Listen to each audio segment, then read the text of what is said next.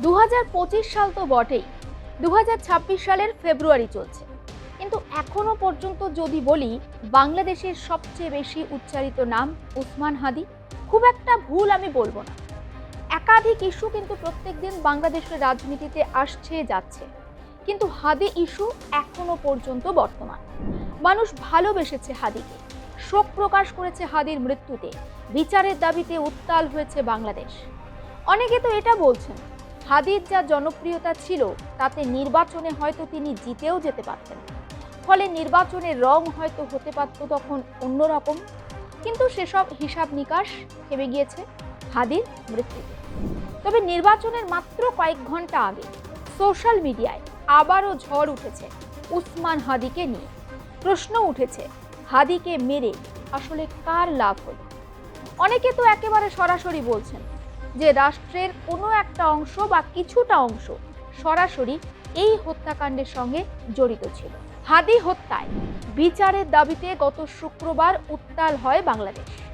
রাজধানী ঢাকা একেবারে রণক্ষেত্রের চেহারা নেয়। পুলিশ এবং ইনকিলাব মঞ্চের সদস্যদের মধ্যে একটা হিংসাত্মক পরিস্থিতি তৈরি হয়, আহত হন অনেকে। কিন্তু প্রশ্ন উঠছে, নির্বাচনের কয়েক ঘন্টা আগে এমন হিংসার পথ কেন ধরল ইনকিলাব মঞ্চ? অনেকে তো মনে করছেন বা অনেকে বলছেন এর উদ্দেশ্য হলো নির্বাচনকে চক্রান্ত বা বানচাল করার একটা চক্রান্ত। যদিও ইনকিলাব মঞ্চ বলছে যে না, তারা চান ঠিক সময়ে ভোট হোক বাংলাদেশে বা নির্বাচন হোক। হাদির মৃত্যুকে কেন্দ্র করে নির্বাচনের দাবিতে যখন নতুন করে উত্তপ্ত হচ্ছে বাংলাদেশ, তখন সেই আগুনে ঘি ঢেলেছেন ইরফান শেখ নামক একজন ছাত্র। উসমান হাদিকে নিয়ে তিনি ফেসবুকে একটি স্ট্যাটাস দিয়েছেন, আর তার সেই স্ট্যাটাস কার্যত হিসাব উল্টে পাল্টে দিয়েছে। তিনি ফেসবুক স্ট্যাটাসে লিখেছেন বা ইরফান লিখছেন, সম্ভবত এটা আমার লেখা সবচেয়ে ঝুঁকিপূর্ণ পোস্ট। আওয়ামী লীগের যদি কাউকে গুলি করতে ইচ্ছা করে তবে তালিকায় সবার উপরে থাকার কথা নাহিদ, হাসনাত বা সার্জিসদের নাম, যারা কোনো নিরাপত্তা বাহিনী বা সেফটি নেট ছাড়াই বাংলাদেশে ঘুরে বেড়াতেন। কিন্তু আওয়ামী লীগ তাদেরকে না মেরে জুলাই আন্দোলনের থার্ড লেয়ারের কর্মী ওসমান হাদিকে মারল কেন? হাদি মাত্র 1.5 বছরের মধ্যে কোথা থেকে এত কোটি কোটি টাকার আসবাবপত্র আর সংগঠনের অ্যাসেট তৈরি করলেন? এই প্রশ্নগুলো তুলেছেন ইরফান শেখ। হাদির পিছনে নিশ্চয়ই তাহলে বড় কারোর আশীর্বাদ ছিল।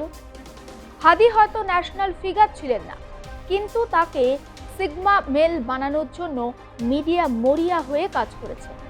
তার পুরো উত্থান দাঁড় করানো একটা তাসের ঘরের মতো দেখানো হয়েছে মিডিয়াতে। ইরফান শেখ নামে ওই ছাত্রের মতে সবচেয়ে রহস্যময় হলো খুনি ফয়সালের কাছে পাওয়া 218 কোটি টাকার চেক। জুলাই আন্দোলনের একজন সামান্য কর্মীকে মারতে যিনি কিনা শিক্ষক ছিলেন, কেউ নিশ্চয়ই এত টাকা খরচ করবে না। এটা পরিষ্কার এই কাজ কোনো কাঁচা হাতের কাজ নয় বা কাঁচা হাতের কাজ ছিল না। হাদিকে মেরে আওয়ামী লীগের লস হয়েছে, আর সব থেকে বড় লাভ হয়েছে জামাতের। হাদির বাংলাদেশে কোনো বড় অবদান না থাকলেও বা বাংলাদেশের রাজনীতিতে কোনো বড় অবদান না থাকলেও তাকে রাতারাতি ন্যাশনাল হিরো বানানো হয়েছে। হাদির বড় ভাইকে রাতারাতি ফরেন মিনিস্ট্রির মতো সংবেদনশীল জায়গায় চাকরি দেয়া হলো। সরকার সব করার পরেও কেন ইনকিলাব মঞ্চ যমুনা ঘেরাও করছে? কেন তারা শেখ হাসিনার বিচারের দাবিতে সওয়াল করার পরিবর্তে যমুনাতে গিয়ে সংঘর্ষ করছে, অর্থাৎ ইনকিলাব মঞ্চ? এটি কি নির্বাচন বানচালের কোনো মেটিকুলাস ডিজাইন? প্রশ্ন তুলেছেন ইরফান শেখ নামে ওই ছাত্র। ইরফানের এই স্ট্যাটাস নাড়িয়ে দিয়েছে সোশ্যাল মিডিয়াকে।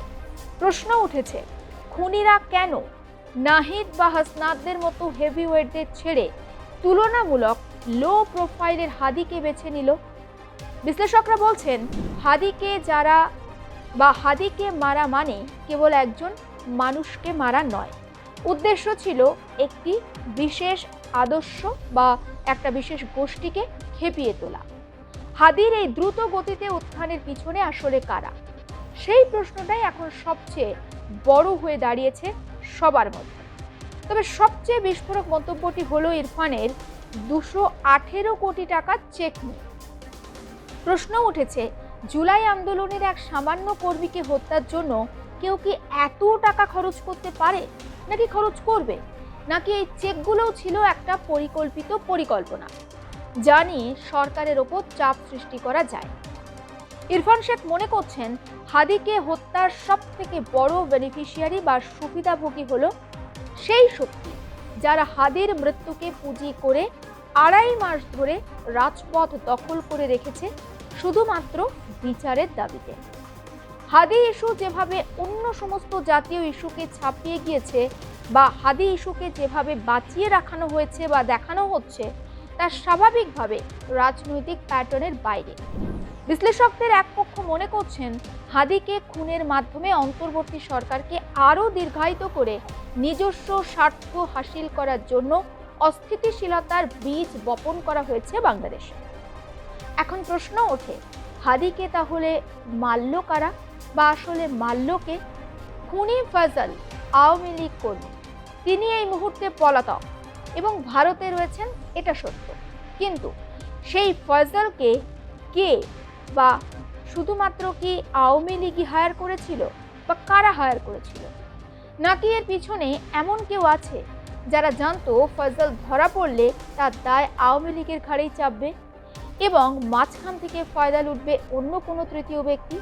ফলে সব মিলিয়ে যা ঘটল তা হলো হাদির লাশের ওপর বা হাদির মৃত্যুর ওপর দাঁড়িয়ে একটি নির্দিষ্ট আদর্শের প্রসারণ ঘটানো হলো বাংলাদেশে।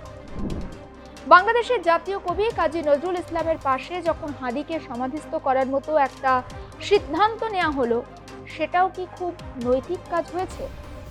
তখন বুঝতে হবে হাদিকে হত্যার জন্য যে প্রজেক্ট তৈরি করা হয়েছিল, সেই প্রজেক্টের পিছনে কতটা শক্তিশালী মাস্টারমাইন্ড কাজ করেছে। ইরফান শেখ নামে ওই ছাত্রের ভাষায় সবচেয়ে অদ্ভুত বা বৈপরীত্য হলো ইনকিলাব মঞ্চের বর্তমান অবস্থা। হাদিকে সমর্থিত সরকার ক্ষমতায় থাকার পরেও কেন রাজপথে এত হিংসা? অন্তর্বর্তী সরকার হাদির পরিবারকে 2 কোটি টাকা ক্ষতিপূরণ দিয়েছে, তার ভাইকে একটা উচ্চ পদে চাকরি দিয়েছে, এমনকি তদন্তে স্বচ্ছতার জন্য মোহাম্মদ ইউনূস জাতিসংঘে সাহায্য চেয়ে চিঠি দিয়েছেন। যেখানে এই হত্যা তদন্তের দায়িত্বে জাতিসংঘ তদন্তের দায়িত্বভার নিচ্ছে, সেখানে নির্বাচনের মাত্র কয়েক ঘন্টা আগে যমুনা ঘেরাও কি সত্যিই বিচার চাওয়া, নাকি অন্তর্বর্তী সরকারের বিদায় বেলায় বাংলাদেশে নতুন করে একটা অরাজকতার পরিস্থিতি সৃষ্টি করা? ইনকিলাব মঞ্চ যমুনাতে গিয়ে যে আন্দোলন করছে, তার উদ্দেশ্য বা সেই আন্দোলনের উদ্দেশ্য কিন্তু বিচার চাওয়া নয়, পুলিশের সঙ্গে একটা মারামারি এবং ভিকটিম সেজে রাজনৈতিক ফায়দা লোটার একটা চেষ্টা। যদিও ইনকিলাব মঞ্চ বলছে যে তারা নির্বাচন বানচাল করতে চান না, তারা 12 তারিখেই ভোট বা নির্বাচন চান। ফয়জলকে ফিরিয়ে নিয়ে আসা একটা দীর্ঘমেয়াদী প্রক্রিয়া, সেটা অন্তত বুঝে গেছেন এতদিনে। সন্দেহজনক অনেকজন এই মুহূর্তে কারাগারে রয়েছেন, কিন্তু তারপরেও এই হিংসা কেন? এটাই তো প্রমাণ করছে এই হিংসা হাদি হত্যার বিচার চাওয়া স্রেফ একটা নাটক। আসল লক্ষ্য হয়তো নির্বাচন বানচাল করা বা আসন্ন সরকারকে, অর্থাৎ নতুন সরকার যে ক্ষমতায় আসবে, তাকে একটা অস্থিতিশীল পরিস্থিতির মুখে ঠেলে দেয়া।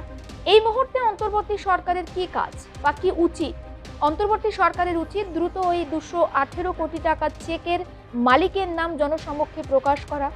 জাতিসংঘের যারা প্রতিনিধি হাদি হত্যা তদন্ত করবেন, তাদের কাছে এখনো পর্যন্ত বাংলাদেশ পুলিশ এবং তাদের গোয়েন্দা সংস্থা যতটা তদন্ত করেছে, সেই তদন্তর যতটা এগিয়েছে, সেই নথিপত্র জাতিসংঘের যারা আসবেন তাদের হাতে তুলে দেওয়া, এবং কারা এই ঘটনার মাস্টারমাইন্ড সেটাকে প্রকাশ্যে নিয়ে আসা। কিন্তু সেটা না করে দিগ্ভ্রান্তের মতো একটা পরিস্থিতি। ইনকিলাব মঞ্চ তারা যমুনার সামনে ঝামেলা করছেন, অন্তর্বর্তী সরকার কার্যত নীরব। সবটা নিয়ে হাদি হত্যা কি নতুন করে নাড়িয়ে দিল বাংলাদেশকে, নাকি বাংলাদেশে ভোটের আগে মাত্র কয়েক ঘন্টা আগে একটা নতুন ইস্যু হতে যাচ্ছে এই হাদি হত্যা? জানাবো আপনাদের, নজর রাখুন আর প্লাস নিউজ ডিজিটাল।